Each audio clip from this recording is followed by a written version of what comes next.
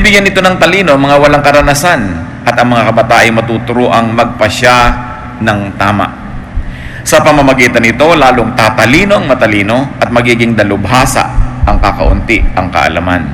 Sa gayon, lubos nilang mauunawaan ang mga kawikaan, gayon din ang palaisipan ng marurunong.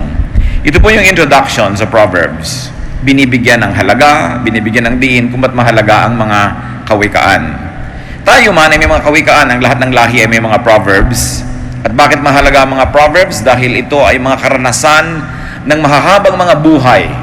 Kumisan maraming iba't ibang buhay na pinagdugtong-dugtong, pagkatapos ay pinagmuni-munian, pinag-aralan, at hinanapan ng generalizations. Para masabi ng isang henerasyon, ng isang kasabihan, kailangan napatunayan na ito sa buhay, through trial and error. Kaya daw ang nakikinig sa mga kasabihan, makakaiwas sa maraming kamalian. At bagamat kakaunti ang karanasan, ay magiging mga dalubhasa sa karunungan, sapagkat pinakikinabangan ang karunungan ng iba na napakatagal bago naipon. At ito daw ang mga mapapala na nag-aaral ng Proverbs. At nais nating pag-aralan ng mga butil-butil na mga Proverbs na ito, at paano nga ba ito magiging praktikal na katotohanan sa ating buhay. So Proverbs are for wisdom, for discipline, for righteousness and justice, for decision making, especially of young people who lack experience, and for understanding words of insight. Sayang ang mga matatalinong mga salita na hindi naiunawaan. Because wise words are codes and they have to be decoded. Sayang yung mga mahalagang mensahe kung hindi naman pala pakikinabangan dahil hindi naintindihan. At ngayon, ang nais nating bigyan ng pansin, Proverbs 1:7. The fear of the Lord is the beginning of knowledge, but fools despise wisdom and discipline. Ang paggalang daw at pagsunod kay Yahweh ay pasimula ng karunungan. Ngunit walang halaga sa mga mangmang ang aral at mga saway. In this case, the Tagalog version is superior to the English version because the English version only says, the fear of the Lord. Akala mo tuloy yung fear na takot na nanginginig ka, umiiwas ka, ayaw mo sa Diyos. Subalit, pag pinag-aralan natin yung original language, ang ibig sabihin lang nung fear na yun ay reverence. Kaya nung Tinagalog, sinabing ang paggalang at pagsunod. Na sa English version ay fear lamang yon. That's why many people who rely only on the English version sometimes miss the point. Merong napakalaking advantage sa Tagalogin ang Hebrew sapagkat ang salitang Hebrew po ay pinsan ng Tagalog. Marami silang mga similarities, marami silang paraan ng construction na magkamukha at maraming madaling pagkaunawaan kung sila ang nagtatalastasan, Hebrew and Tagalog, kesa sa English. Kaya napapansin nyo siguro, mas madalas tayong gumagamit ngayon because finally I found a Tagalog version that is very, very faithful to the Hebrew and even to the Greek, and superior to the English renditions, at least most of the English renditions. So what is the foundation of knowledge? Kung sinasabing, let's start from the very beginning, if you're going to read ABC, if you're going to sing Do, Re, Mi, pero kung magiging matalino daw ang tao, ang umpisa niyan is fear of the Lord. And remember, when we say fear, we don't mean yung cringing in fear, yung nanginginig ka sa takot, iniiwasan mo, ayaw mo. Paggalang, reverensya, pitagan, ang pinakamagandang translation niyan. Fear of the Lord. Ang tunay daw na karunungan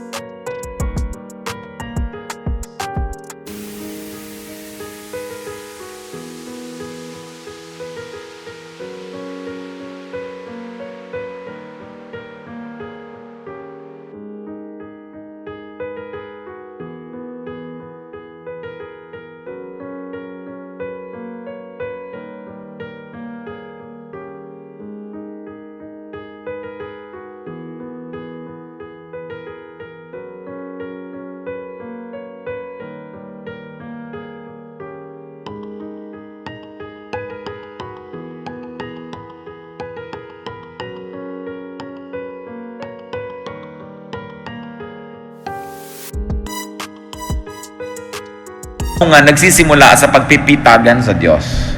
So those who would like to be knowledgeable, especially those who like to be wise, must first begin with respect, with reverence, or paggalang nga. Deference to the Lord. Pagsasaalang-alang consideration. Halimbawa, let's consider respect for one's parents and elders. Sa isang normal na pamilya, hindi ka naman takot na takot sa magulang mo, pero meron kang reverence, respect for one's parents and elders. Kung kumakain sila at kasabay ka, hindi ka basta-basta lang tumatayo, iniiwan mo na lang sila sa mesa. Respect. Sa mga Arabo, hindi pinapakita ng mga anak ang mga talampakan nila sa kanilang magulang, lalo sa kanilang ama.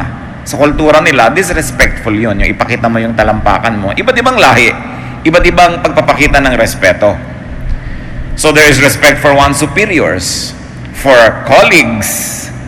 Kaya kung minsan sa mga aeroplano nakalagay, as a courtesy to the next passenger, please wipe the basin that you have used, because you have to respect your co-passengers. We respect one's friends. No? Hindi tayo nakikialam kung ayaw nila tayong pakialamin. Hindi tayo nagtatanong kung hindi nila tayo gustong sagutin. Hindi natin kinakalkal yung isinilihim nila sa atin kung kaibigan natin sila. Hinihintay natin sila magsiwalat ng lihim, at pag isiniwalat nila, doon lang tayo nakikisalo, at kung hindi tayo nakikialam. Respect for friends.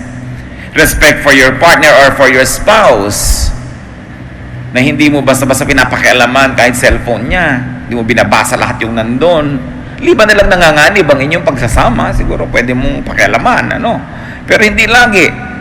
Hindi como magulang ka, binabasa mo yung mga messages ng cellphone ng anak mo. Paggalang, respect.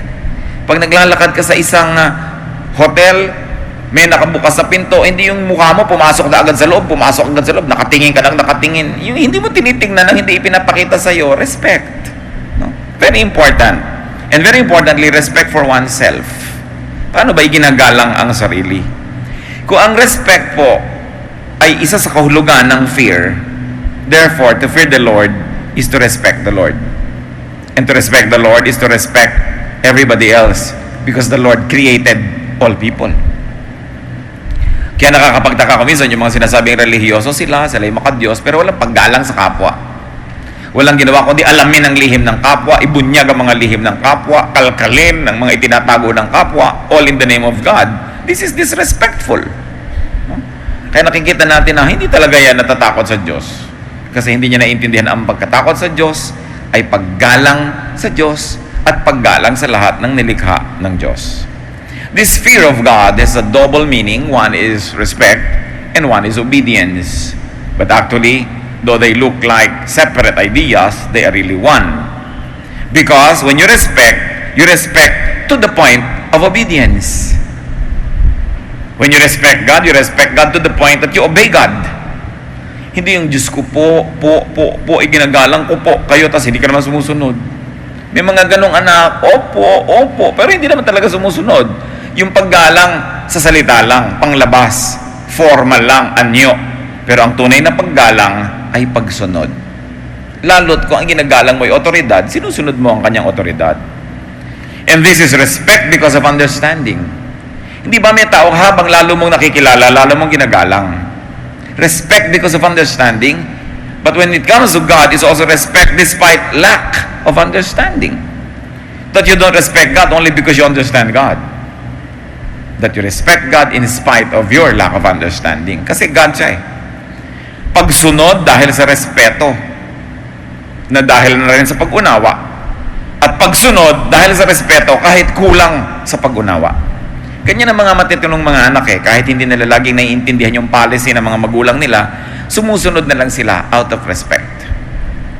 And then later on, when they become wiser because of age, they will say, tama pala ang nanay ko, tama pala yung tatay ko. Buti na lang sumunod ako at ako nailigtas sa maraming pagkakamali. Dahil sinasabi nga nitong Proverbs, ang mga kabataan, ang mga hindi dalubhasa ay magiging parang dalubhasa sa karunungan, makinig lang sa mga kawikaan. So what else is a form of obedience? Obedience that defines man's do's and don'ts. When we fear God, when we respect God, when we obey God, this respect and obedience translates into practical do's and don'ts. What you do, what you don't do, because of your respect for God. Isipin natin mga kapatid, anong ginagawa natin dahil lang sa respeto natin sa magulang natin? Ano yung hindi natin ginagawa dahil lang may respeto tayo sa kanila? What do we do and not do because of our respect for our superiors and colleagues, friends, or our partners and our spouses? So the foundation, the basic building block of knowledge is respecting God. And this is respecting God to the point of obedience. Sino ang taong dudunong? Sino ang taong marunong? Yung gumagalang sa Diyos at tuloy-tuloy ang paggalang sa pagsunod sa kalooban ng Diyos. Yun ang marunong. Ang totoo, yun ang magiging marunong. Bakit? Kasi sa pagsunod mo, doon mo lang malalaman na tama ang Diyos eh. Paano mo magiging mapapatunayan na tama siya na hindi ka naman sumunod muna? Katulad ng recipe, pag binasa mo yan, tapos nabuo yung cake, nabuo yung niluto mo, tsaka mo lang malalamang tama pala yung recipe. Pero hindi mo malalaman yun kung hindi mo muna sinunod. Merong instruction, ang isang binili mong equipment, sinunod mo, umandar yung equipment, nalaman mong tama kasi sumunod ka. Paano mo ngayon malalamang tama ang Diyos? Alam niyo yung laging nakikipagtunggali sa Diyos, laging lumalaban o laging may conflict sa Diyos kasi hindi pa lang talaga sumusunod. Dahil kung susunod ka, malalaman mo totoo. Ngayon, sumusunod, kalahati lang ang puso, hati ang loob. Sumusunod, mabigat ang paa. Sumusunod, nagdadabog, masama ang loob. Hindi mo rin makikita. Susunod na rin lang tayo, gawin mo na with pleasure. Ilubos-lubos na. Buuin na ang loob. At nang sa ganun, makuha natin yung blessing. To obey God. Now, how do we apply this concept, fear of God? Because fear of God must be the beginning of consciousness. Ang pagkamulat ng isang isip ay dapat nagsisimula sa pagkatakot sa Diyos. Tinranslate nung kanta na banal na takot. Ibig sabihin, hindi yung takot na takot, kundi may paggalang, may respeto. Pag nagsisimula ka ng isang bagay, ang una mo nang iisipin para ka maging talaga matalino, ano naman kaya ang sasabihin ng Diyos tungkol dito? Ano ba ang point of view ng Diyos tungkol dito? You begin with that. Because fear of God must be the beginning of consciousness. And if you want to really begin with consciousness, bata. Iba yung pinapalaki mo ang bata na may pagkakilala na at paggalang at pagsunod sa Diyos. Sabi sa Deuteronomio 6:6-7, ang mga utos niya itanim ninyo sa inyong puso. Ituro ninyo ito sa inyong mga anak. Pag-aralan nyo ito sa inyong tahanan, sa inyong paglalakbay, sa inyong pagtulog sa gabi, at sa inyong pagbangon sa umaga. Talagang drill. Talagang araw-araw, gabi-gabi, hapon-hapon, minu-minuto, laging itinuturo sa mga bata. Kasi iba pag nauna sa isip ng bata ang pagkakilala sa Diyos. Nandun ka na, nauna ka na. Paano ka papapalitan ng iba? Maligaw man ang batang ito, konti lang. Madapa man yan, babangon din agad. Magkamali man, matutuwid din kasi nauna yung tama eh. Kawikaan 22:6, ituro sa bata ang daang dapat niyang lakaran. At hanggang sa paglaki, di niya ito malilimutan. Kung itinuturo natin sa bata ang mga tama, especially the first 7 years, if you like to extend it, the first 10 years, panalo ka na.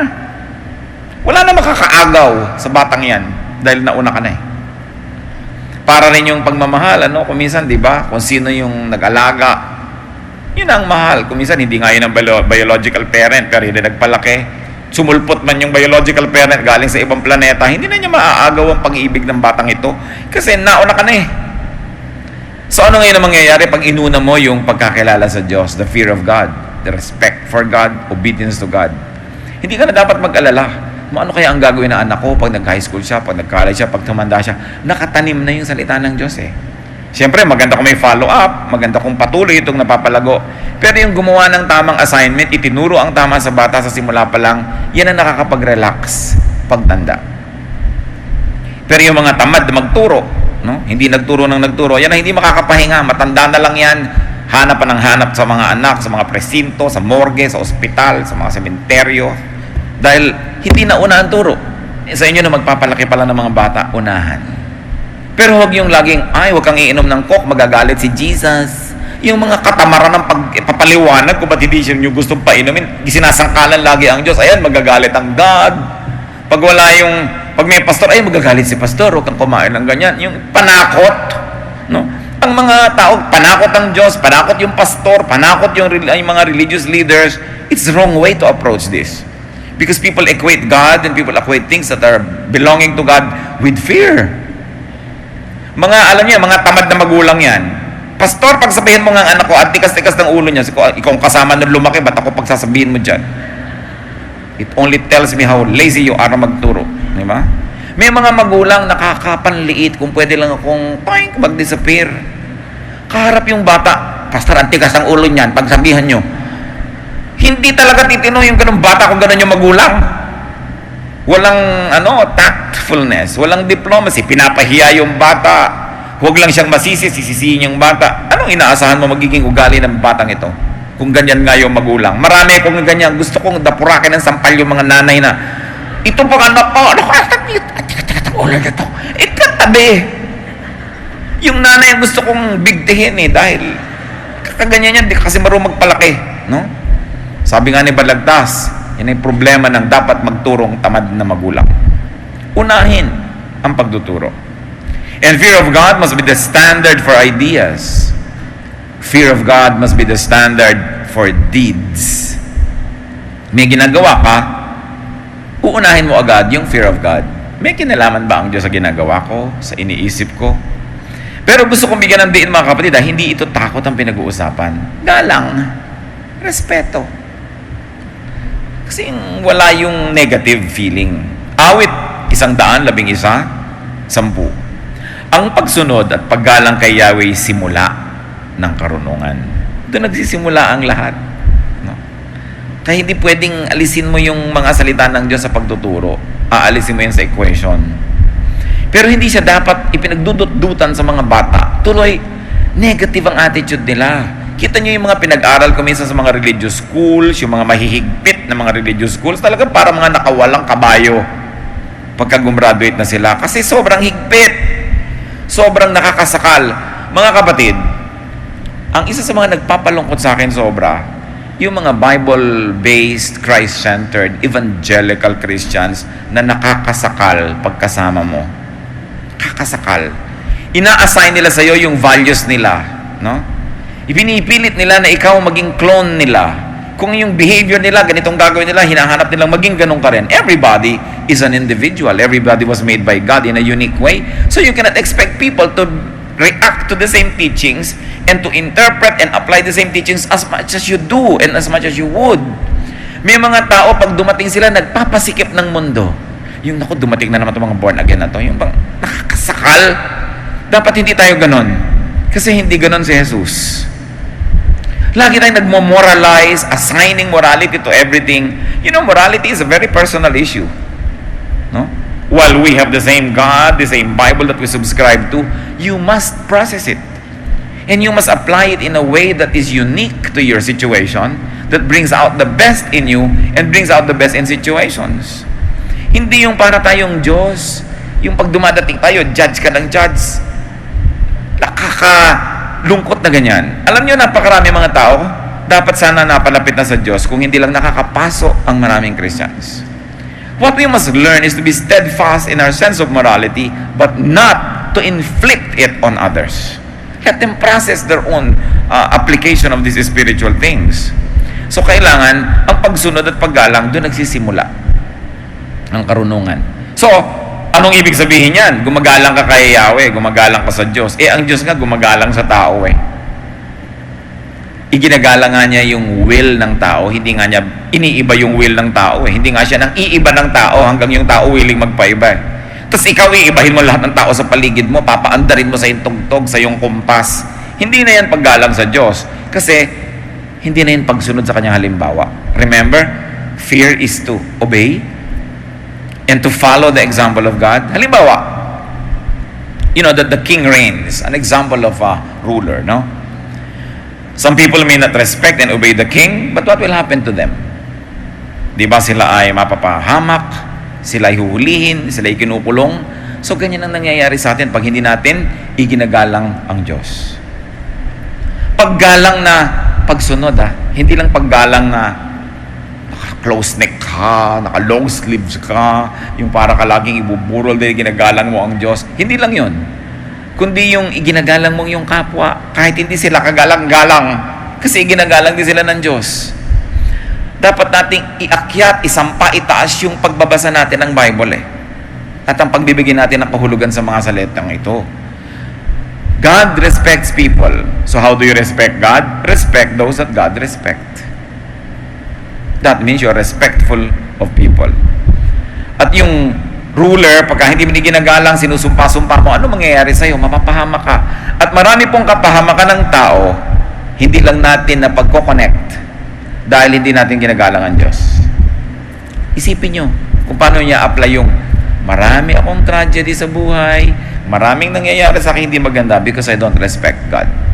Halimbawa, sabi sa mga ngaral, 10, 20, ni sa isip ay huwag susumpain ang inyong hari, ni sa pag-iisay huwag hamakin ang mayayaman, pagkat may pakpakang balita at may tainga ang lupa. Anong sinasabi dito? Defer to those who have power and authority. And if this applies to human, powerful personages, what more to God, who is divine, who is in heaven? Kaya dapat lagi siyang iginagalang. Kahit sa isip mo, hindi mo siya dinidisrespect. No? Kailangan laging may paggalang sapagkat nakakarating sa langit ang lahat ng mga hindi natin paggalang sa Diyos. May balik sa atin yon. Kaya kung minsan nagtataka ka, bakit ba hindi ako mag-click sa ginagawa ko? Lagi na lang ako nabibigo, lagi na lang ako nalulungkot, lagi na lang akong lugi. Maaaring yan yung mga balik ng hindi natin paggalang. Kahit ka religious, maraming ang religious siya talagang hindi gumagalang sa Diyos in principle. Kaya kung minsan sila tong malulungkot, sila tong mga nilulunod na lang makalungkotan nilang kahahaleluya ng kahahaleluya, pero naglilibang lang talaga sila dahil alam nilang mayroong napakalaking kulang sa kalooban. Kaya dapat talaga ang inuuna yung loob, yung totoo. At walang makakapagpaliwanag ng salita ng Diyos sa inyo mga kapatid kasing tindi ng sarili niyong pag-unawa dito. That we must graduate to the level of engaging the Word of God, finding its meaning in our own terms, and applying this in our own terms so that the words of God become beneficial to us. Ibinigay ang salita ng Diyos, ibinigay ang mga utos ng Diyos para tayo magbenepisyo, hindi tayo pahirapan, hindi para tayo igapos at hindi para tayo tuligsain o kaya usigin. All good things come from the Father of lights. All good things come from above. And what are they supposed to achieve? Goodness for those who receive them. Kaya dapat sinusuri natin ang ating pananalig na nakabubuti, hindi nakasasama. Nakapagpapasaya, hindi nakakapagpalungkot. Nakakapagpaluwag, hindi nakakapagpasikip. Sapagkat ang lahat ng galing sa Diyos ay mabuti. Unang Pedro 2, 13 hanggang 14. Yun itong mga hindi nagre-respeto sa may powers. Alang-alang sa Panginoon, pasakop kayo sa lahat ng mga may kapangyarihan sa bayan. Sa emperador, na siyang pinakamataas na kapangyarihan, at sa mga gobernador na isinugo niya upang magparusa sa mga gumagawa ng masama at magparangal sa mga gumagawa ng mabuti. Again, we are being taught to defer to human authority. How much more to the divine authority in heaven? Yung otoridad na nagbibigay ng kaparusahan sa mga gumagawa ng mali at nagbibigay naman ng gantimpala sa gumagawa ng tama. Sa isip pa lang nananalo na o natatalo na ang isang tao, sapagkat ang lahat ay nagsisimula sa isip. Ang taong nakakapagdisiplina sa paraan ng kanyang pag-iisip ay nakakalugod sa Diyos. Ang Diyos ay naghahari sa ating isip. Kung may pinaghaharian siya, bagamat naghahari naman siya sa lahat ng bahagi ng ating katawan, pero palagay ko naman mas naghahari ang Diyos sa ating utak kaysa sa ating kuko. Kasi doon talaga nabubuo ang lahat ng gagawin natin. Doon tayo nakakapag-isip, doon tayo nakakagawa ng maraming bagay. Kaya yung isip, yun ay dinidisiplina. At lagi nating tinatanong, what does God think? What does God say? Magpapasya ako, ito mga choices ko. What does God want? May pipiliin ako na direksyon. What does God want? Inuuna. Yun ang respect. Kayo, ewan ko kung ginagawa nyo pa ito, pero dapat nakatira sa inyong nanay nyo, mamamalengke kayo. Hindi nyo ba siya tinatanong, Nay, ano pong gusto nyong ulam? Respect yun eh. Hindi yung ihain mo na lang kung ano gusto mong ihain sa nanay mo. Respect. Tinatanong mo, anong gusto ninyo? Gusto ng mga matatanda, sinasangguni. No? Pero hindi mo na ba sa babaliwalayan at yan ang napakalaki ngayong heartache na matatanda. Hindi na sila tinatanong. Lalo't hindi na sila yung kumikita. Lalo't hindi na sila yung maraming alam dahil yung computer, mas marami ng alam. Pero may respeto ka. At kung may respeto tayo sa tao, may respeto tayo lalo sa Diyos. Mas madalas, nire-respeto natin yung tao kasi kitang-kitang nandyan, pero nalilimutan natin yung respect for God. Yung sumasangguni ka, may gagawin ka, magtatanong ka man lang, ano bang gusto niyo, Lord? Saan ba tayo pupunta? Ano ba sa mga trabahong choices na ito ang tatanggapin ko? Alin ba sa mga negosyong ito ang aking gagawin? Alin ba sa mga manliligaw na ito ang aking tatanggapin? No, hindi yung gusto mo na lang lagi. Nagtatanong ka. Kapag ang nagtatanong ay naliligtas sa napakaraming kamalian. No? Ngayon, kung sabihin mo, nagtatanong ka lagi sa mga religious leaders, hindi naman lagi ang sinasabi ng establishment, yun ang sinasabi ng Diyos. No? What the religious establishment say is not always what God says. Kaya, sinusuri mo rin yan. Sasabihin kasi natin, bakit ganun? Ang religyoso ko, masunurin ako sa lahat ng utos ng simbahan, pero ba't hindi ako masaya? O bakit miserable ako? O bakit parang may kulang? Kasi hindi naman lahat na itinuturo ng religion yun talagang gusto ng Diyos. Kaya ang pagtulig sana lang ng Panginoon sa mga religious leaders, ganun na lamang. At paulit-ulit ko yung sinasabi. Paulit-ulit. Sasawa na nga siguro kayo niyan. Pero kasi kitang-kita ko mga kapatid na isang napakalaki magpahirap sa tao, reliyon. Hindi yan masama. Maganda nga yan. Pero dapat yung reliyon nakasang-ayon sa kalooban ng Diyos, hindi lang doon sa convenience ng mga leaders, sa convenience ng social engineering, sa convenience ng peace and order, that many individuals are sacrificed. Hindi na iginagalang ang individual for the sake na lang of order. Ganon. Maraming ganyan di ba? Pagka for the sake of order, o lahat papakainin, magkakamukha na, wala ka ng pake kung merong allergic ito, hindi niya ito pwedeng kainin. Yung isang tao, ayaw niya ng gano'n na pagkain. Wala ka na doon, basta nag-serve ka sang lahat, o maayos na, kakain tayo ng 7, 7:30, tapos na. Tapos.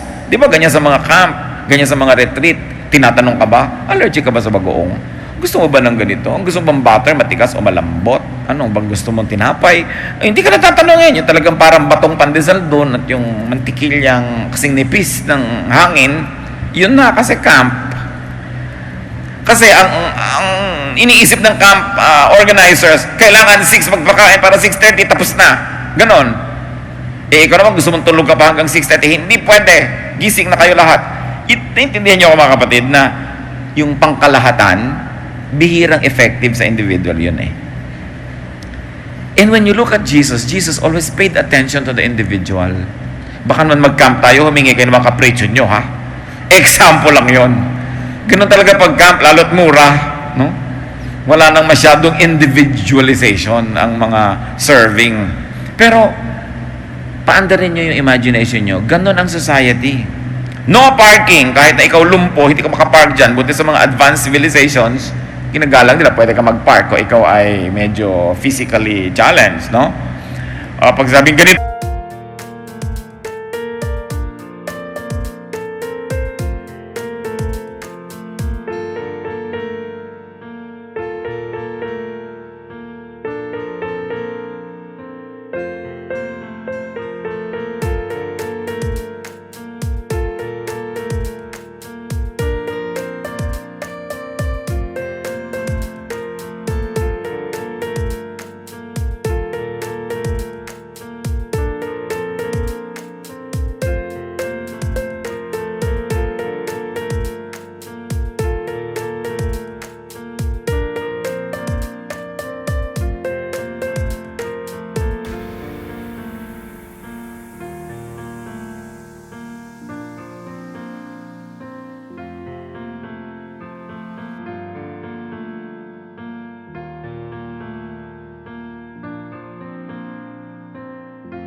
ito yan, wala silang pakialam sa'yo. Basta sumunod ka para madalian yung mga namumuno. Ganon din sa church. Para lang madali ang buhay ng mga namumuno. Ganito, ganyan, ganyan, ganyan. Hindi ganon si Jesus. No? Tinuligsan niya yung katigasan ng loob ng mga religious leaders sa pag-accommodate sa mga individuals. Matthew 15:8. Ang paggalang sa akin ng bayang ito ay pakunwari lamang, sapagkat sa bibig at hindi sa puso ito bumubukal. Sinong tinutulig sa bayang Israel? Nasabi nila sila ay bayang pinili, bayang makadiyos. Pero sabi, hindi. Hanggang bibig lang yung mga yan. Hindi totoo. Mateo 23:15. Kahabag-habag kayo, mga tagapagturo ng kautusan at mga Pariseo, mga mapagkunwari. Nilalakbay ninyo ang karagatan at ginagalugad ang buong daigdig. Makahikayat lamang kayo ng kahit isang hentil sa pananampalatayang Hudyo. Ngunit, kung ito'y mahikayat, ginagawa niyo siyang masahol pa kaysa sa inyo. Kaya't lalong may dahilan para siya'y parusahan sa impyerno. Si Jesus ang nagsasalita. Sino tinutilig sa niya? The religious leaders of his time. Sabi niya, malas ang dapuan ninyo. Malas ang sumunod sa inyo. Malas ang makonvert nyo. Dahil lalong mapapahamak sa impyerno. Dahil marami kayong ituturo na pampahirap, pampagulo. People become judgmental, people become selfish, and people become self-righteous pag dinapuan ng mga teacher na ito. Sabi, you make them twice as much a son of hell as you are. So anong ibig sabihin ng paggalang sa Diyos? Hindi lang i-impose mo ang iyong mga religious standards on people, kundi igalang mo yung mga tao kahit yung ayaw maniwala sa iyo. Kasi ganun si Jesus. Kahit yung hindi sumusunod sa iyo. Hindi yung ganyan ka lang dahil masunurin sila. Pagka hindi na sumunod bukas, sisipain mo na hindi mo na siya kapatid. Ganun ba ang paggalang sa Diyos? Kung iginagalang nyo ang inyong magulang, anong gagawin yung trato sa inyong kapatid? Ginagalang nyo magulang nyo, nagkamali ang kapatid nyo, anong gagawin nyo? Papatayin nyo yung kapatid nyo? Hindi yung magulang nyo ang nagdamdam. Ginagalang nyo ang magulang nyo, ang inyong kapatid ay nagkulang, nagkamali, anong gagawin nyo? Itatakwil nyo? Anong mararamdaman na inyong magulang? Pero ganoon, ang napakarami mga sasabing, we worship God. Pero ang sama ng pakikitungo sa mga kapatid, sa mga kapatiran, lalo't lalo ang mga kapatid na ito'y nagkakamali, lalo't lalo ang mga kapatid na ito'y nadapa, paano mo papakitunguhan ng Diyos kung hindi ka nakikitungo sa mga anak niya na mahal din niya? So, paulit-ulit na binibigyan natin ng kahulugan. Ano bang ibig sabihin na irespeto natin ng Diyos? What does it mean to really fear God? Now, fear of God must inform, it must shape, and it must direct human activity and achievement. Na siya ang lagi mong iniisip, ano nga ba ang marapat, nakagalang-galang na pamamaraan para sa tingin ng Diyos? Kawikaan 15:33, ang paggalang at pagsunod kay Yahweh ay nagtuturo ng karunungan. Sabi sa mga ngaral 12, 13-14, sa kabila ng lahat ng ito, isa lamang ang aking masasabi. Matakot ka sa Diyos at sundin mo ang kanyang mga utos, sapagkat ito ang buong katungkulan ng tao. Lahat ng gawin natin, hayag man o lihim, mabuti man o masama, ay ipagsusulit natin sa Diyos. So pag may ginagawa tayo, dapat lang tayong aware. Ipagsusulit ko to. Mananagot ako dito. Makakatanggap ako ng palo o haplos. Makakatanggap ako ng gantimpala o parusa sa iniisip ko, sa ginagawa ko. Therefore, all human activity must be informed and shaped and directed by our conscious effort to respect God. Be wise. Respect God. Pag sinabi mo, paano ka igagalang ang Diyos? Hindi ko naman siya nakikita. Paano ka igagalang ang Diyos? Nasa langit naman siya. Paano ka ba pwedeng bastusin ang Diyos? Diba? To respect God, and you don't know how to do it, because many of us don't know how to do that because God is invisible, just respect God's creation. Diba? Ginagalang mo ang asawa mo, nagluto. Paano mo ngayon itatrato yung niluto niya? Igalang mo rin. Kahit minsan ka walang lasa. Diba? Pero igagalang mo dahil ginagalang mo yung gumawa. Iginagalang mo halimbawa ang isa mong kaibigan. So yung anak niya, alang-alang sa iyong kaibigan, tinatrato mo ng mabuti. So paano igagalang ang Diyos? I like to propose one very practical way. Just respect God's creation. And the highest and the foremost creation of God ay tao. Kung sa theology, hirap na hirap kang i-translate how to respect God, then just respect your fellow men. That is pure religion. Awit 6:6-8, ginawa mo siyang pinuno ng lahat ng iyong nilikha. Sa lahat ng mga bagay, siya ang iyong pinamahala. Mga tupa at kawan, pati ng mga mababangis, lahat ng ibong lumilipad at mga isda sa karagatan, ang lahat ng nilikhang nasa karagatan. Ibig sabihin, talagang binigyan ng Diyos ang tao ng very special position. Hindi mo kayang sampahin yung langit para irespeto ang Diyos. Irespeto mo ang tao, pagrespeto na rin yun sa Diyos. Sinasabi mo, paano ka nun mababastos ang Diyos? Madali, mambastos ka lang ng tao, binastos mo na ang Diyos. Kaya maraming mga tao, umaani ng maraming parusa, hindi nila alam kung saan ang galing. Kasi ang dami pala nilang taong binabastos. Ang dami pala nilang tao hindi pinapahalagahan. Yung iba naman nagtataka, bakit kaya ang luwag-luwag ng buhay ko, lahat ng ginagawa ko magaan? Yung pala, ang dami lang ginagalang. Kasi, sabi ni Lord, whatever you do to the least of this, you do to me. Mahirap bang maintindihan yun? Hindi na natin kailangan maging napakalalim at napakataas sa ating pananalig. Ibaba mo lang sa lupa yung application. Respect for God is respect for people that He loves. He loves people whether they are lovable or not. It means respect for others. Unang Pedro 2:17, igalang ninyo ang lahat ng tao. Ano bang ibig sabihin ng lahat? Lahat. Filipos 2:3, ituring ninyong higit ang iba kaysa sa inyong mga sarili. At meron pa pong isang mahalaga. I like to propose a very profound religiosity. Respect yourself. Kahit sa ulo mo ang lahat ng verses, if you don't respect yourself, then you don't respect God who created you. Therefore, you are disrespecting God in spite of your religion. Respect yourself. Psalm 139:14, I praise you because I am fearfully and wonderfully made. Your works are wonderful. I know that full well. Pag pinipintasan ninyo, minamaliit, hinahamak ang inyong sarili, iniinsulto nyo ang Diyos. Kasi nilikha niya kayo eh. Di ba kung minsan merong pintor, pinintasan mo ng pinintasan, yung ginawa niya, di siya yung sinasaktan mo nun. Merong gumawa ng isang bagay, floral arrangement, hindi mo inappreciate, di yung gumawa nun ang nilalapastangan mo. Napakarami sa atin mahilig mag self-depreciation. Ganito lang ako, ano lang ako. Yung hindi ako maganda, pangit ako, maliit ako, negrita ako, kulot ang aking buhok, bobo lang ako, mahirap lang ako, probinsyana ako, yung mga ganyan-ganyan. Tapos hallelujah ka ng hallelujah. Nako, walang talab yung hallelujah mo. Iniinsulto mo ang sarili mo, tapos puri ka ng puri sa Diyos. Hindi mo alam, bastos mo lang sa Diyos doon dahil ginawa ka, tapos pinipita sa yung sarili mo, tapos hallelujah ka ng hallelujah. Walang talab yun. Mamamalat ka lang. Huwag naman, good morning myself, you are beautiful. Hindi naman gano'n, ano? Dahil sobra naman sa kabilang dulo.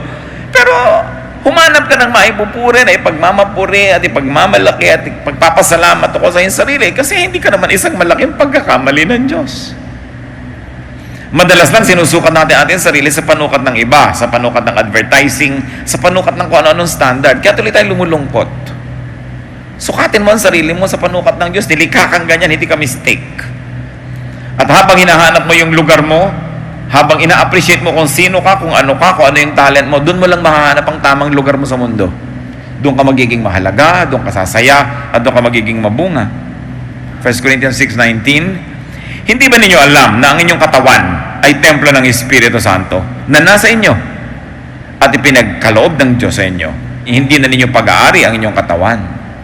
So, ibig sabihin, kahit ikaw, wala kang right na sirain yung katawan na yan. Kahit ikaw, wala kang right na yan ay maliitin sapagkat yan ay tahanan ng Espiritu ng Diyos.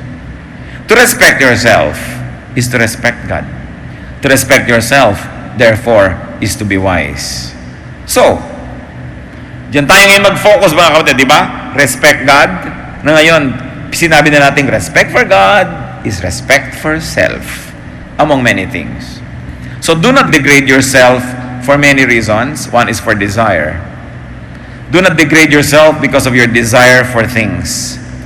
Huwag ninyong papabayaan mga kapatid na hamakin ninyo ang inyong sarili dahil lang sa inyong mga gustong makamit, mabili, maging inyo, makamkam, maangkin. Maraming mga tao, magkaroon lang halimbawa ng kotse, nagpakahamak-hamak na. Makuha lang yung mas malaking mana, nagpakababa-baba na ng pagkatao, pati mga sariling kapatid, kinakatalo na. Makamit lang yung hinahangad, ibinaba na ang sarili sa putik, hinamak na ang kanyang sariling dangal. Tapos things lang yung ipapalit mo. Sabi sa Mateo 6:26, masdan ninyo ang mga ibon, hindi sila nagtatanim, ni umaaniman, o kayo nagtitipon sa kamalig. Ngunit pinapakain sila ng inyong Ama na nasa langit. Hindi ba't higit kayong mahalaga kaysa mga ibon? So why degrade yourself just for a piece of jewelry? Just for a piece of property? Just for a little something? Sabi, higit kayong mahalaga kaysa dyan. Hindi kayang tumbasan ang halaga ng salapi, ang dangal ng isang tao. Ang kanyang halaga sa tingin ng Diyos. Mateo 6:31-32. Kaya't huwag kayong mag-alalang baka kayo kapusin sa pagkain, inumin o damit. Hindi pa mga hentil na nababahala tungkol sa mga bagay na yan? Alam ng inyong Ama na nasa langit na kailangan ninyo ang lahat ng yan. Bakit ito sinasabi?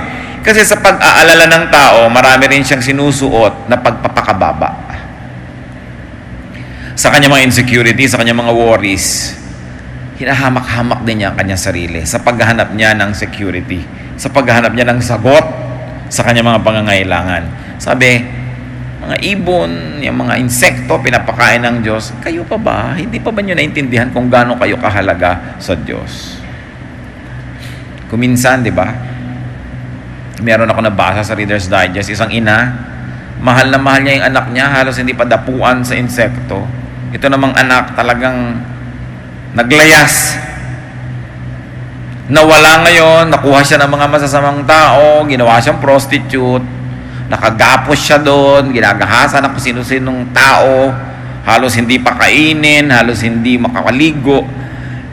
Anong pagbasag sa dibdib ng isang magulang na ang mahal na mahal mong anak, halos itangi mo't idambana, ay ginaganong-ganon ng iba? Diba? Ngayon, nararamdaman din yun ng Diyos pag ginaganon natin sarili o nang gaganon tayo nating kapwa. Sapagkat ang bawat tao ay tinatangi ng Diyos. All our theology will mean nothing if we don't love people genuinely. Whether they are lovable or not, whether they conform to our religious standards or not. No? Love is what Jesus exemplified. Yung paghahangad, nakakapagpababa yan. Hindi ko na kailangan explain sa inyo. Isipin niyo lang mga kapatid, ang mga sarili niyong paghahangad na nagmukha kayong cheap. No? Dahil lang, interesado kayo. What you do not covet cannot enslave you. Sino ang taong malaya? Yung hindi naghahangad. Sapagkat hindi kayo kayang alipinin ng hindi nyo pinagnanasaan. Di ba kahit sa pag-ibig, nagpapakaali-alipin ka dyan dahil gusto mo siya eh. Eh kung hindi mo siya gusto, ba't ka man niya maalipin? Kaya binabantayan mo kung sino ginugusto. Binabantayan mo kung sino hahangarin. Kung ano ang gugustuhin. Dahil nagiging alipin ka. Do not degrade yourself because of your desire for ambition. Now, don't get me wrong. Hard and honest work is not degradation. It is not degrading. Pag nagsisikap ka lang talaga. Pero may mga ginagawa yung iba na dahil sa ambition, nagkakandababa talaga. Yung kahit na sila magpakababa sa harap nitong isang tao, sa harap lang ng iba, magmukha silang mataas, pwede na rin. No? Yung mga pakitang tao. But stooping too low, stripping oneself of respectability and losing self-respect for ambition is nothing. Because remember, our ambition must be tempered by our respect for God. And the moment that you lose your respectability for ambition, you are already destroying the very fabric of what ambition should be.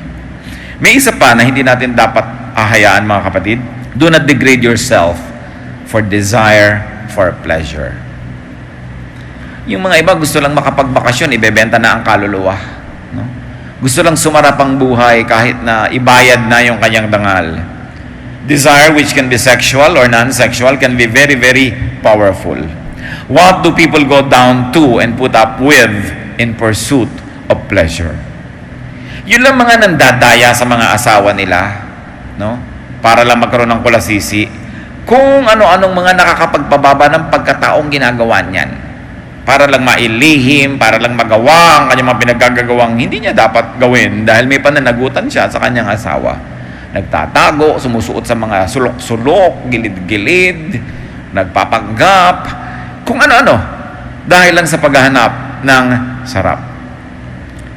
At kung meron akong gustong bigyan ng diin, isa pong malakas magpababa ng pagkatao, mga kapatid, is desire for romance.